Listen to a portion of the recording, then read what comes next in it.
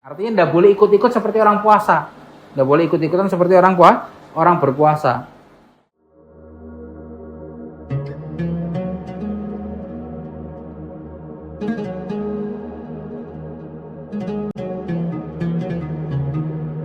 Assalamualaikum warahmatullahi wabarakatuh. Alhamdulillah, salatu wassalamu rasulillah Muhammad Abdullah wa ala sallallahu wa la hawla wa la quwwata illa billahil azim. Allahumma shalli wa sallim ala sayyidina Muhammad wa ala sayyidina Muhammad. Tawi rahmatillah alima fi ilmillah salatan wassalaman daiman damikillah wa ala alihi wa la hawla wa la quwwata illa billahil aliyil azim. Amma ba'd. Jamaah muslimin rahimakumullah, yang saya hormatin, mudah-mudahan kita semua termasuk orang-orang yang taat ibadah kepada Allah Subhanahu wa taala dan bisa menjalankan puasa dengan sempurna dan diterima seluruh amal ibadah kita oleh Allah Subhanahu wa taala, puasa kita dan seluruh amal ibadah taat kita. Amin amin ya rabbal alamin. Selanjutnya kita akan membaca kajian fikih. Pembahasan sebelumnya sudah saya jelaskan hukum-hukum berpuasa. Ada hukum-hukumnya, wajib, sunnah, makruh, dan juga haram. Terus untuk saat ini pembahasan malam ini yaitu syurutus sihatus shaum, syarat sahnya berpuasa. Apabila ini syarat terpenuhi, maka puasanya akan sah. Dan apabila satu syarat tidak terpenuhi, maka puasa tersebut tidak sah. Jadi ada syarat sahnya puasa, ada syarat wajibnya puasa. Jadi ada yang sah, ada yang wajib. Artinya apa? Seperti anak kecil, boleh puasa, boleh. Apabila memenuhi syaratnya, maka sah puasanya. Tapi mungkin belum wajib. Ada yang sudah wajib ya puasa, maka harus memenuhi syarat wajibnya puasa. Jadi syarat wajib puasa ya sama dengan syarat sahnya puasa. Yang pembahasan sekarang adalah syarat sahnya puasa. Syarat sahnya puasa ada 4. Yang pertama al-islamu, yaitu Islam.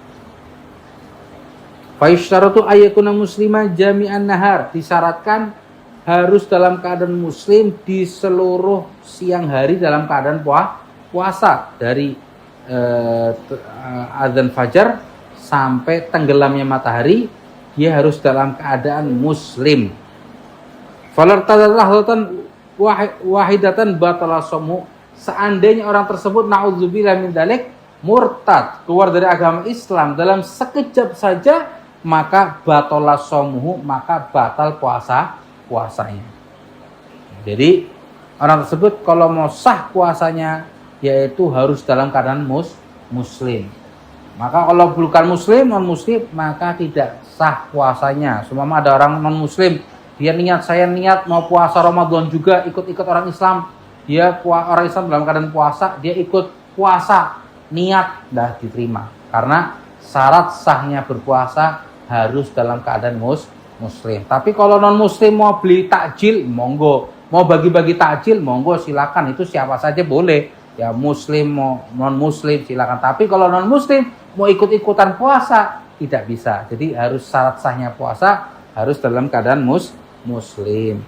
Yang kedua yaitu syarat sahnya puasa al-aqlu, dalam keadaan berakal. Fayushtaratu ayyakuna akilan mumayyizan jami'an nahar, disyaratkan ayyakuna ada as-shaim, orang yang berpuasa, akilan dalam keadaan berakal, mumayyizan dan juga tamyiz, jami'un nahari, seluruh di siang hari. Ya, jadi harus berakal dan tamyiz. Ya, berakal dan tamyiz. Kalau junna walau lahdatan wahidatan batala shaumuhu, maka seandainya dia gila walaupun sebentar saja, maka batal puasanya. Jadi di siang hari dari mulai azan fajar ya sampai ghurubus syams, tenggelamnya matahari, sampai maghrib dalam keadaan puasa, itu harus dalam keadaan berakal. Dalam keadaan berakal. Seandainya hilang akalnya sekejap saja, gila sebentar, kemudian balik lagi normal lagi, maka batal puasanya. Atau ada orang gila, semua ngomong, orang gila ngomong, saya ini mau puasa, boleh enggak? Enggak bisa, karena salah sahnya puasa harus berakal. Jadi orang gila enggak bisa puasa. Kenapa? Karena tidak memenuhi syarat. Syaratnya sahnya puasa harus akalnya normal, bukan gila ya, bukan gila. Amal irma wa syukur fa ya'ti tafsiru fil mubtilatus shaum. Adapun kalau hilangnya akal itu karena pingsan ya atau mabok ya. Karena mabok, maksudnya mabok ini sih bukan di siang hari minum minuman ya, naudzubillah, itu batal jelas. Maksudnya ini dalam keadaan sahur dia minum minumannya memabokkan, kemudian di siang hari mabok full, 1 hari full mabok, itu gimana hukumnya? Nanti kita bahas, ada pembahasannya itu di pelajaran selanjutnya ya. Pembahasan masalah yang membatalkan puasa. Dan juga yang ini harus kita perhatikan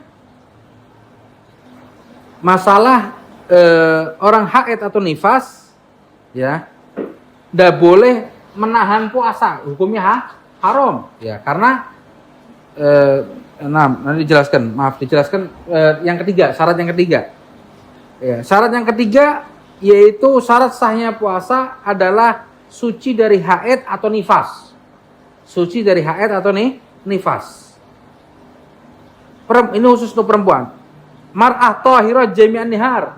Perempuan itu suci di seluruh siang harinya. Falau hadat fi akhir lahdati minan nahar batala shaumuha. Seandainya di penghujung hari mau mendekati buka puasa, dia keluar darahnya sedikit haid, maka batal puasanya. Ya, batal puasanya. Nah, ini tidak boleh. Kalau perempuan syarat sahnya puasa harus suci dari haid dan nifas.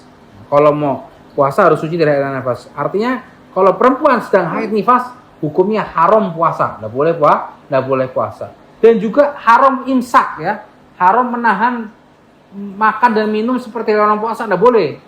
Jadi ketika perempuan di siang hari dia niat puasa, nah taunya di siang hari keluar darah haidnya, maka wajib di sini batal puasanya, wajib membatalkan puasa. Artinya apa? Tidak boleh ketika dia keluar darah haid kemudian saya udah kadung nahan makan minum puasa sekaligus saya tidak makan minum sampai maghrib, tidak boleh, hukumnya haram. Maka harus dia tidak boleh menahan, harus makan dan minum. Artinya tidak boleh ikut-ikut seperti orang puasa, tidak boleh ikut-ikutan seperti orang berpuasa. Ini syarat sahnya puasa tadi adalah suci dari haid atau nifas. Nah, atau sebaliknya seorang perempuan ketika dia halangan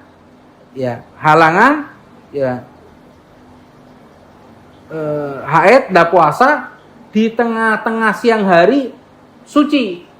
Di siang hari suci dari haidnya, maka disunahkan imsak ya. Ini kalau di tengah-tengah hari siang hari suci disunahkan menahan makan dan minum seperti orang puasa sampai maghrib. Kebalikannya tadi, kalau gambaran pertama dia dalam keadaan suci, dia dalam keadaan puasa, kemudian datang haid, maka tidak boleh imsak, tidak boleh nahan makanan dan minuman, ya harus makan minum ya seperti hari orang biasa. Ya.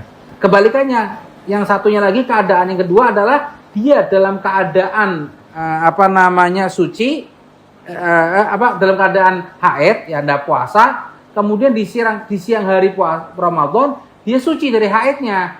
Nah, disunahkan bagi dia untuk imsak, tidak makan dan minum seperti ini orang berpuasa.